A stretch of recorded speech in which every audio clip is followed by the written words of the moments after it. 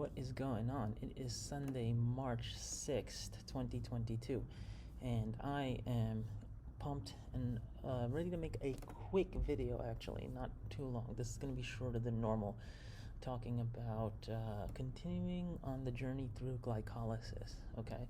I am eager to kind of really understand and propagate the knowledge on metabolism, which most of the world knows already, but we're going to build that knowledge here because we're going to be talking about life extension and longevity, and it's important to, I think, at this stage, understand all these pieces, and for me to kind of go over all these pieces, and I will go back and redo all these pieces at some point, but this is just right now for my edification and for whoever else is watching edification.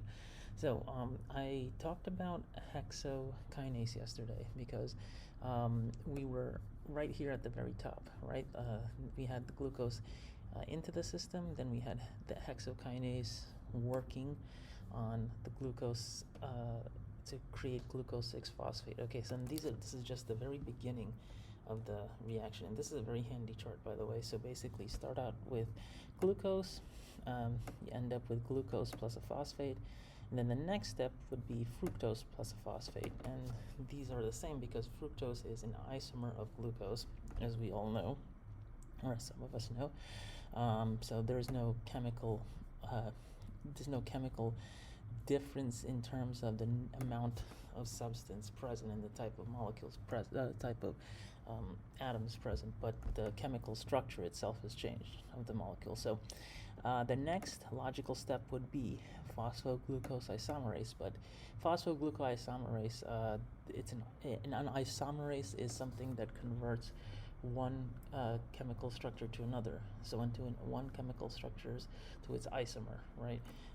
But before I get into that, hexokinase and also glucokinase have a few other things that we should mention specifically when we're talking about regulation. Okay, so I had talked about quickly kind of like, how the curves for glucokinase and hexokinase work in terms of when they start interacting with glucose. Okay, so the important thing to note is that glucokinase and hexokinase, they, as I was mentioning yesterday, they have different enzyme parameters which specify when they should be activating and how sensitive they are to glucose, and at what point they will continue to interact with glucose.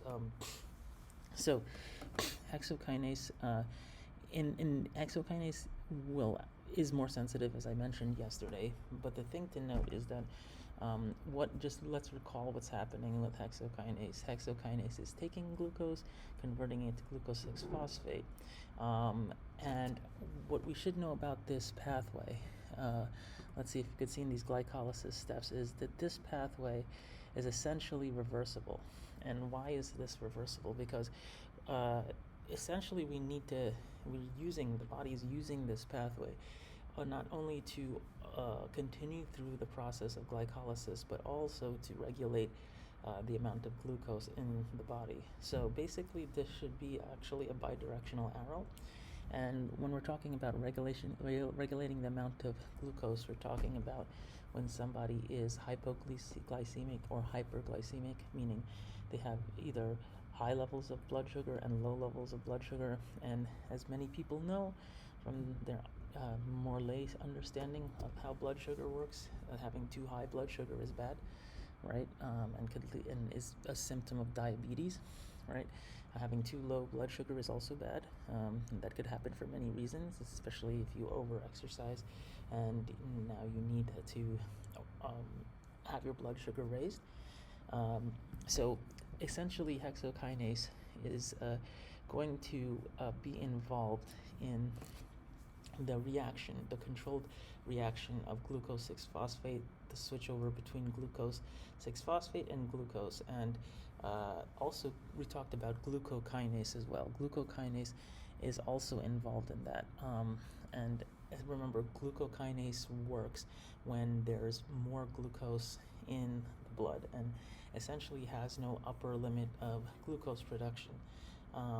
but conversion of glucose 6-phosphate back to glucose, as I said, requires regulation, and that's where insulin and glucagon come into play. So these are two essentially they're hormones that are both created in the pancreas, okay, and they're both created in these cells of the pancreas called or these cell regions called the islets of Langerhans, right? Some point I'll go into I guess we should go into the history of that, but islets of Langerhans are clusters within the pancreas of cells, which are called alpha cells and beta cells. And alpha cells produce insulin, beta cells produce insulin, alpha cells produce glucagon, amongst many other things. But glucagon and insulin are the main things that we're talking about now. And essentially, glucagon will promote the liver to break down stored glucose and release it into the bloodstream. Okay, insulin will essentially, the whole point is the opposite. Insulin, and these are all both hormones, okay, so basically they interact hormonally with the enzymes that are required for the glucose production and glucose 6-phosphate production and reduction. So these hormones interact with these enzymes, and then insulin will do the opposite thing of glucagon. Glucagon uses glycogen to release blood sugar glucose, right? And insulin will reduce blood sugar glucose, okay? And how will insulin do that? Insulin will promote the function of these hexo and glucokinases so that they create more glucose 6-phosphate in the blood, okay? So that's important, and that will lead to more glycolysis, and that's going to basically be, something that happens when you're exercising, right? Or when you're exercising, you have these two hormones come into play so that your body can utilize the blood sugar more effectively so that it can produce ATP, because remember, glycolysis and downstream Krebs cycle activity require ATP. And again, it's pretty complicated what's happening. We have to talk about how oxygen is involved in all of that, and I'll get to that in another video. And I'm just kind of briefly going over the involvement of insulin here. But the important thing is that in the insulin receptors, as glucose goes through the cells, insulin will get, the production of these kinases will get motivated by these insulin receptors on the cell when they are fitted with insulin that is hormonally interacting with the cell. So insulin is essentially the ligand, right? So that's basically it. I didn't want to go much longer than that today because there's a lot to sort out, but and insulin has a humongous body of study behind it because diabetes is such an insidious condition.